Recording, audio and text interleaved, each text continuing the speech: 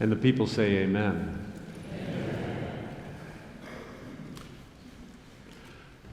I asked Juan Carlos to just tell the scripture story today rather than read it, because these stories were originally told. You have the text in writing before you if you want to read it, but do you hear how different it is when a story is told? Our Lent theme is God stories. And all throughout the parish, we're meeting in homes, reading these famous American short stories by the greatest writers in American history. And these stories aren't manifestly about God, but we're looking at how if you write a story that is deep, you can see the divine moving in it.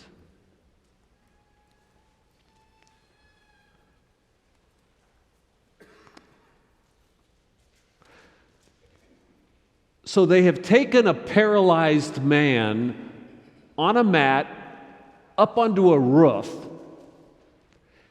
They've dug out a little hole and they're lowering him into a crowded room. What could go wrong with that?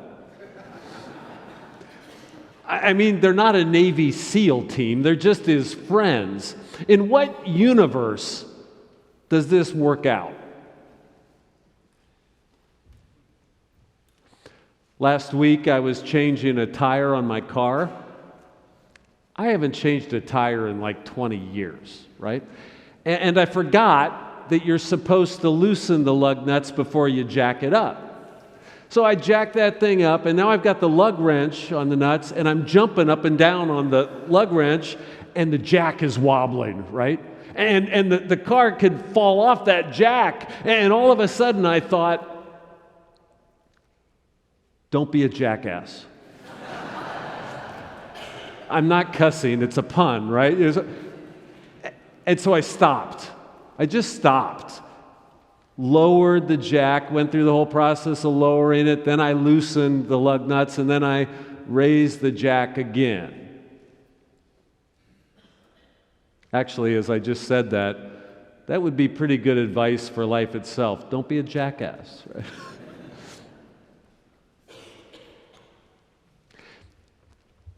So this paralyzed man is on a pallet. I don't even know how they're holding that thing exactly as they lower him down through a tiny hole. How does that work out? Do you know that famous story about the construction workers that had to lower a tub of bricks from the fourth story? And one guy's down on the ground outside the building. He's going to lower it by a rope and pulley. And the guys upstairs put that tub of bricks out the window. But the thing is, that tub of bricks weighed 280 pounds, and the guy on the ground only weighs about 160, right? And he doesn't think to let go of the rope, so suddenly he's traveling up the side of the building. And then when the tub of bricks hits the ground and some bricks spill out, suddenly it weighs less than him, and he starts traveling back down the side of the building. Didn't end well for him. He was okay, but it didn't end well. So how does this work out? This lowering this guy through the roof. Well, have you noticed in our gospel things work out? It's the gospel of things working out. The sick get healed. The hungry get fed. The poor have good news preached to them. Things work out. Did you notice in the whole story, it works out? The whole shebang. Jesus and the Jesus movement is trying to be squashed by the whole Roman Empire, and they try to squash it and they kill him. But things work out. This almost seems to be an essence of the gospel story. Things work out for the underdog. Do you notice this? It's almost as if God is on the side of the underdogs. If you're an overdog, you might want to be very careful in life to make sure that you find some way to be on the side of the underdog, because God seems like God's on the side of the underdog.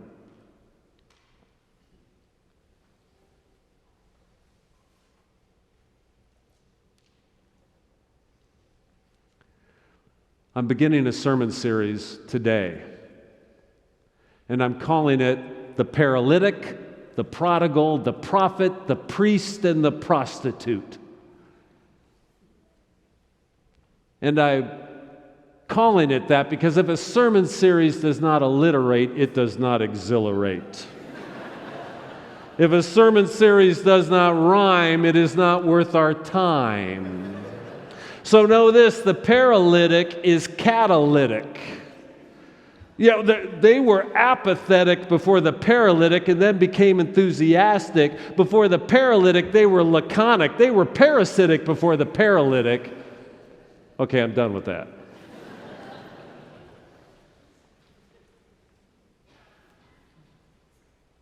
We can find God in these stories. Arvid Adel was a minister and philosopher, and he thought he knew what this story is about.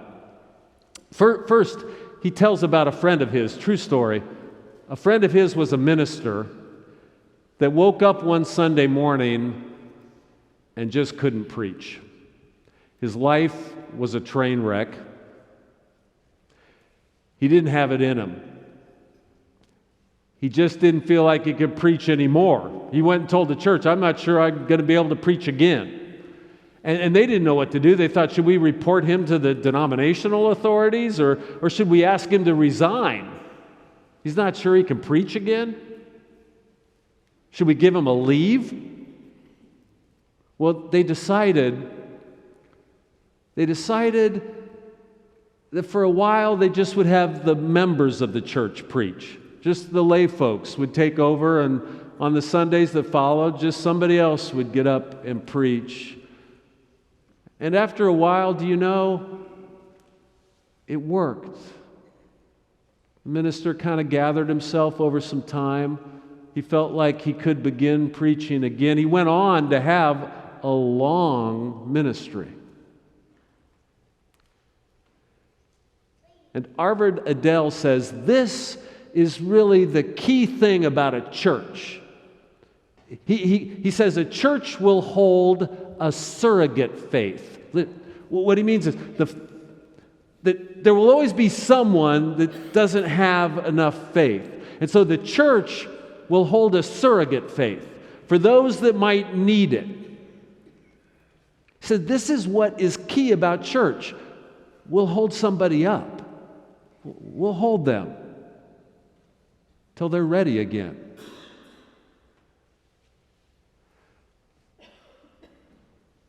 If you don't know exactly why you go to church, here's a good reason.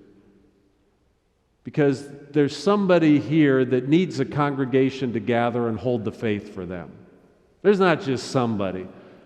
There's many of us here this morning. We need a congregation to gather around and hold some hope.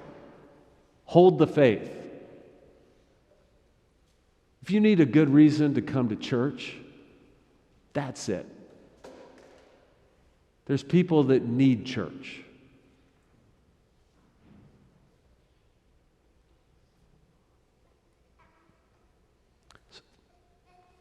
So Starbucks is looking at unionizing. So of course the management is talking to thousands of employees.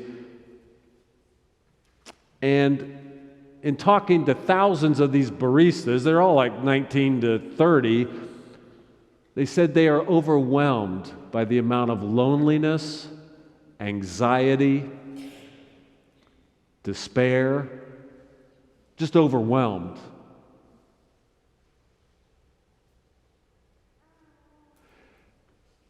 If you need a good reason for there to be church, we're holding the surrogate faith for people out there in the world too. They may never even think of coming to church, but there's got to be a place that holds the faith in God. And by God, I don't mean some theological notion of God or some richly conceived biblical notion even. I mean the basic impulse of believing in God that means life has meaning, life has purpose. I mean this basic belief in God, this sense that love is the essence of all things. I mean that. And unless there's places like a church that holds that faith, and maybe those people don't even know they need it, but someday they might need it, so there'll be a place. Because there's a lot of despair out there.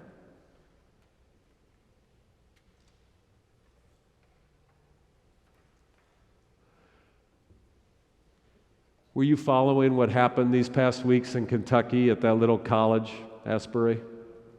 Were you following that? They were holding their college chapel service, and a handful of students, after the chapel service ended, they stayed there just praying and singing. And then others in their classes heard that a group had just stayed there keeping the prayers going. They started joining in, and it ignited into a revival where it just never stopped. The chapel service never stopped. It went on for a couple weeks. Were you following this? And some 50,000 people traveled to this little town in Kentucky to be part of this sense of a revivification of the Spirit, a revival, a new type of life they were experiencing. You see, the Spirit could be at work at any moment, bringing new life into despair. And there needs to be places like this that just keep holding the faith, because the Spirit will be at work. Oh, this service isn't going to end. We're going to just stay right here 2 weeks. I'm not kidding. I'm not kidding.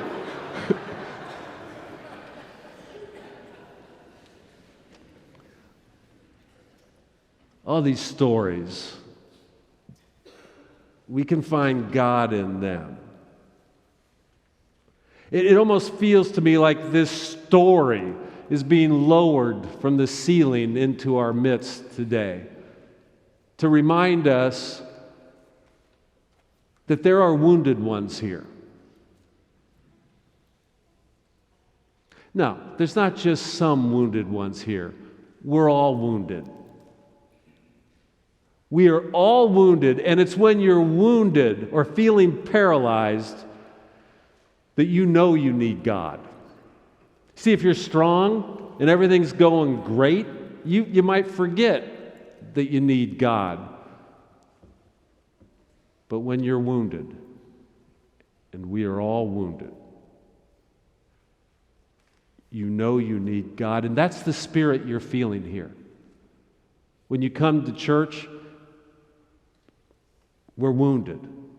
It's that need for God you're feeling right now.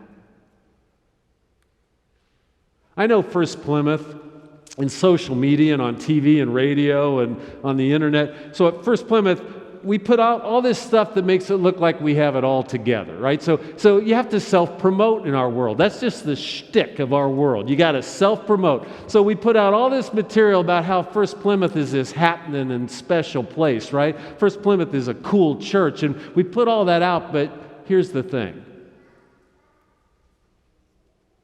We're all wounded here. We don't have it all together. Not even close.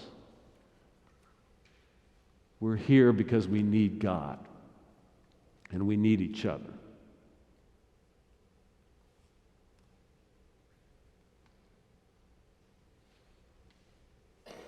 Oh, these stories, they mean so much. So this paralyzed man, he couldn't move. He couldn't act and get going in his life. There's a philosopher that says the key aspect of being a person is that you can act. Even more specifically, The key thing to being a person is that you act through yourself, who you are as a person. You're a unique person. You have your own memories and hopes and dreams and values, and you can act through yourself as a person. A rock can't act. You're not an object. A rock can only have things acted upon it. You're not acted upon. You're a person. You can act. You have the freedom and the power to act through yourself.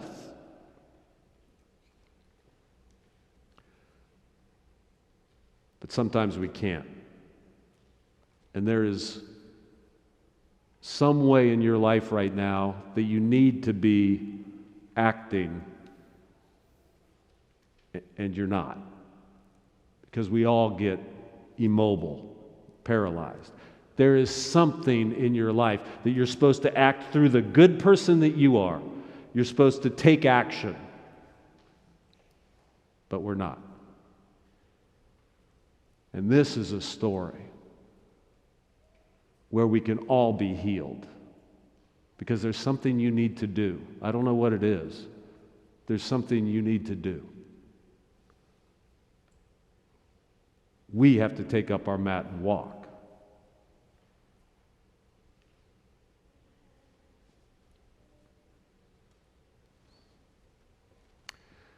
I'm going to stop talking now, lest this becomes paralysis by analysis.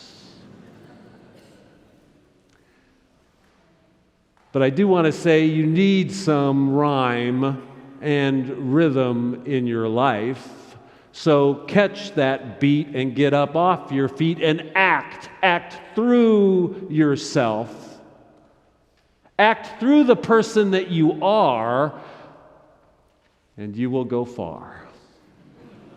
I'm done now.